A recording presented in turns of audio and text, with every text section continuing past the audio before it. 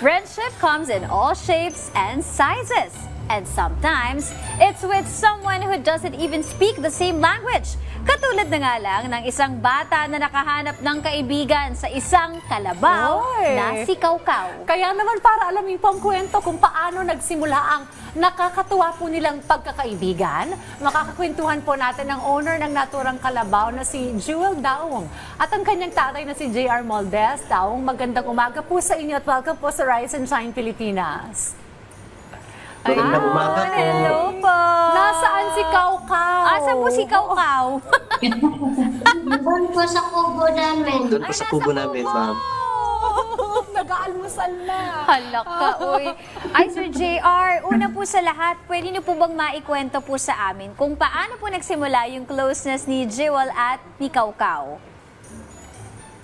Yes po, ma'am. Mga bali 2020 po, iniwan po si Kawkaw ng chewin namin dito sa amin, dito sa kubo namin, kasi walang mapapaglagyan. So, bali po hindi ko po pinapalapit si Jewel noon kasi alam kong delikado. Kasi lalong-lalo na makikita mo si Kawkaw na matulis po yung mga sungay niya. Mga 2 taon, mga 2022, si Jewel, na nagsisikreto na pala si Jewel na lumapit at magbigay ng tubig kay Kawkaw. Doon ko napansin mga 2022 na bakit nabibigyan na ni Jewel ng tubig si Kawkaw? Yun pala, nagsisikreto pala si Jewel kasi ayaw niyang malaman ko na lumalapit siya kay Kawkaw kasi magagalit talaga ako. Yung napansin ko last, ma'am, sabi ko, bakit parang nahawakan na niya yung muka, nahahag na po niya, nayayakap na po niya. Doon ko na nakita na naging close na talaga sila. Wow. Hanggang sa nasanay na po talaga ako, ma'am. Nasanay na po ako na ginaganyan niya si Kawkaw, nayayakap na niya, nahalikan. Kinakausap niya po talaga. Wow. Kaya doon po ako na-amaze. Kaya pinabayaan ko na lang siya kung anong ginagawa niya kay Kawkaw po. Walang makakapigil sa pagkakaibigan nila, ni Jewel at ni Kawkaw. Well, bilang magulang po, Tatay JR, paano niyo po nakikita yung epekto ng pagkakaibigan po nila ni Kawkaw sa paglaki po ni Jewel? Yung epekto po, ma'am, Yung epekto po nun sa pagiging kaibigan ni Jewel at ni Kawkaw, mas lalo po namin nakikilala si Jewel na sobrang mapagmahal po siya sa hayop. Nakita po namin kay Jewel na sa pagitan ng sa pagiging kaibigan nila ni Kawkaw, mas nakikita namin na may puwang talaga sa puso niya ang magmahal ng mga hayop. Parang gusto ko rin ihag si Kawkaw. Parang gusto ko na rin mag-alaga ng kalabaw. Parang ang sweet-sweet nila eh. Ikaw naman, Jewel, ano naman yung nararamdaman mo? Kapag syempre kasama mo si Kawkaw, ano yung usual bonding niya ni Kawkaw?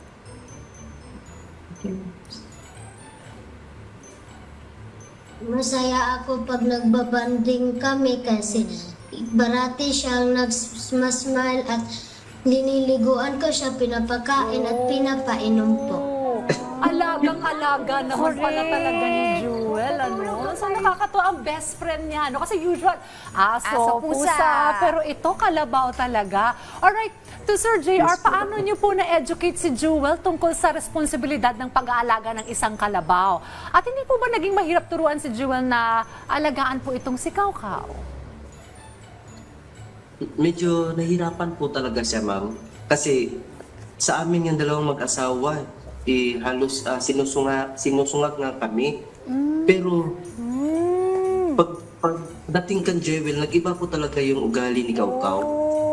Hanggang ngayon, naging mas kampante na si Kawkaw kapag si Jewel talaga yung kasama niya. Kita naman sobrang parang ang lambing-lambing din ni Kawkaw kay Jewel, no? Tapos yung mga magulang sinusuwag. Pero si Jewel hindi. Si Jewel hindi. Nilalambing. Sorry. Oo, Jewel, ano yung pinaka-memorable na karanasan mo kasama si Kawkaw?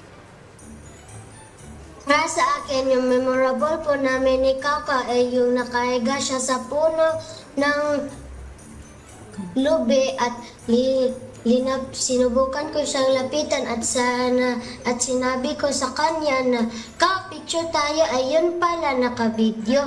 Yun pala, ayun pala, nakangiti po siya nun.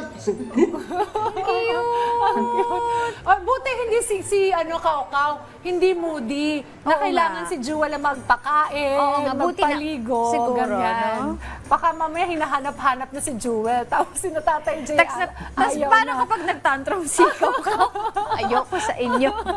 Eto, sa inyo, siyempre sa mga, sige po, go ahead po, may gusto po kayong sabihin? Medyo moody ba si Kaukaw? Hindi naman. Yes po. Yes po. May isang araw na ililipat ko sana si Kaukaw, pero nawala po si Kaukaw kasi nahila po niya yung tali. At pumunta si Kaukaw doon sa may mga maisan kasi paborito ng mga kalabaw yung may mga mais na matanim. So, naghanap kami ng asawa. Nakita namin siya medyo malayo. Tapos kinuha namin siya. Nagalit siya sa amin. Yung hinila namin yung tali. Tinakbuhan kami ni Kaukaw. Yung parang sinusungayan niya talaga kami. Alak ka. Tapos, wala lang po talaga akong dalang camera nyon. Si Jewel, papauwi galing sa school. Tapos, pinuntahan niya kami, Pa, bakit ganun? Nasaan si Kaukaw? Jewel, wag mong galawin si Kaukaw kasi naging wild siya. Sinusungayan kami ng mama mo. Tapos sabi niya, Pa, siya ang kukuha. Hindi ko na mapigilan, ma'am, si Kaukaw papunta sa amin pa.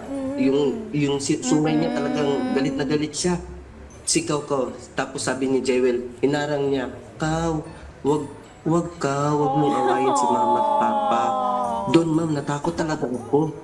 Sabi ko, grabe, nag-iba si Kaukaw nung humarang talaga si Jewel. Kasi akala ko, paano ba to? Anong mangyayari kan Jewel?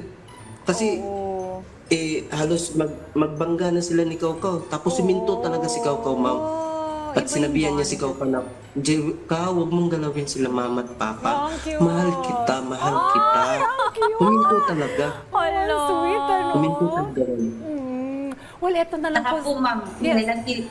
ano po, boses pa lang po ni Jewel, kahit malayo, tinatawag niya si Kaukaw, talagang nakikinig na talaga si Kaukaw. Palingon-lingon na talaga kung saan si Jewel banda. Pag nakita na niya si Jewel, tinatanaw niya talaga, tinutukan niya talaga kung saan banda na si Jewel, kahit psst, kaya ganun, Kaukaw, yung ganun, psst. Hinahanap niya talaga kung saan yung boses galing. Kilalang-kilala niya talaga yung boses ni Jewel. Girl or boy si Kaukaw? Girl po siya. They are soul sisters. Yes, girl best friends. O sa mga gusto na lang mag-alaga po ng kalabaw, ano? As a pet, ano? Ano po ba yung gusto nyong ipayo po sa kanila? Si Jewel siguro, kasi siya ang Siya yung best main. friend, eh. Ano po daw ang maipapayo mo sa mga nag-aalaga ng pagkain? Kada po, sila alagaan. O sige, Sana po wag niyo silang saktan, mamahalin niyo po sila ng maigi kasi mayroon din silang puso na mukhang tao. tama yun Talagang family member ang turing natin sa mga Correct. pets. At iba rin talaga kasi yung bonding nilang dalawa ni Kaukaw. Totoo. Para silang magkapatid. Correct! No? At saka minsan may pinapakita ka parang puppy ba yun? Oo. Or may ibang ka pa pang alaga, Jewel? Pinakilala mo ba yun kay Kaukaw? Marami po. Marami po kami alaga. Lahat yon mga aso, pusa, pinakilala niya po lahat kay Kaukaw. Happy family na ito. Yes. Oo. Ang dami na pala nila. Opo. Magkakapatid na sila. Oo. Ayun. Yes. Nagkukwentuhan po sila, lalo na po tanghali, tapos mainit yung panahon, tapos si Kaukaw po nakahiga sa puno na malapit sa kubo namin. Doon po sila nag-umpisa ni Jewel na mag-usap. Kinukwentuhan niya kung anong nangyari sa kanya sa school, ganito, ganyan. Kaukaw, nakikinig ka ba? Tapos si Kaukaw, parang ganun-ganun. Natatuwa si Jewel. Nakikinig. Naiintindihan mo ba talaga ako, Kaukaw? Ayun. Uy, maraming salamat po ha sa pakikipagkwentuhan niyo po sa amin ngayong umaga. Joel Daong at JR Moldes Daong. Salamat po. Thank you po At po sa pakihawak kami programa kay niyo po. Kaukaw Oo nga. Carabao.